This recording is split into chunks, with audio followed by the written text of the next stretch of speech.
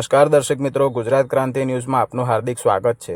વડોદરાના નગર પ્રાથમિક શિક્ષણ સમિતિના ચોથા વર્ગના કર્મચારીઓની હડતાલ મોકૂફ રાખી મૃતકોને શ્રદ્ધાંજલિ અર્પણ કરવામાં આવી હતી। અમદાવાદ વિમાન દુર્ઘટના બાદ મૃતકોના પરિવારો પ્રત્યે સંવેદના વ્યક્ત કરતા નિર્ણય લેવામાં આવ્યો હતો। અમદાવાદના મેઘાણીનગરમાં સરદાર વલ્લભભાઈ આંતરરાષ્ટ્રીય એરપોર્ટ પર ટેકઓફ કરતી વખતે એર ઇન્ડિયાનું અમદાવાદથી લંડન જતું પ્લેન ક્રેશ થયું છે। આ વિમાન એરપોર્ટ પરથી બપોરે 1:38 ટેકઓફ થયું હતું અને 1:40 દુર્ઘટના સર્જાઈ હતી, જેમાં આશરે 250થી વધુ લોકોની મૃત્યુ થઈ હતી, જેમાં તમામ લોકો ખૂબ જ દુઃખ અનુભવી રહ્યા છે। નગર પ્રાથમિક શિક્ષણ સમિતિ અને ચોથા વર્ગના કર્મચારીઓ દ્વારા 3 દિવસની હડતાલ મોકૂફ રાખવામાં આવી હતી અને મરનાર તમામ લોકોને શ્રદ્ધાંજલિ આપવામાં આવી હતી।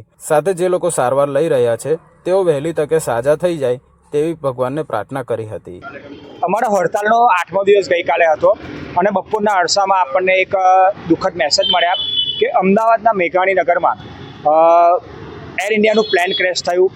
એમાં આપણા પૂર્વ મુખ્યમંત્રી વિજયભાઈ રૂપાણી હતા અને સાથે સાથે 290 જેટલા યાત્રિકોના અવસાન થયા હોય, વડોદરાના લગભગ 27 જેટલા યાત્રિકોના અવસાન થયા હોય। ત્યારે અમારા 8મા દિવસની હડતાલ બાદ અમે લોકો સંઘના સભ્યોએ નિર્ણય લીધો છે કે આગામી 3 દિવસ એટલે 13, 14 અને 15 આપણી હડતાલ મોકૂફ રાખીશું, એમને એક શ્રદ્ધાંજલિ આપીએ અને સોમવારથી આપણી હડતાલ યથાવત રહેશે। ત્યારે જે લોકોનું અવસાન થયા છે તેમને અમારી શ્રદ્ધાસુમન છે। જે લોકો હાલ સારવાર લઈ રહ્યા છે, પ્રભુ તેમને વહેલા સાજા કરે અને પરિવાર પર જે આવેલી આફત છે તેમને પ્રભુ સહન કરવાની શક્તિ આપે। બ્યુરો રિપોર્ટ, ગુજરાત ક્રાંતિ ન્યૂઝ, વડોદરા।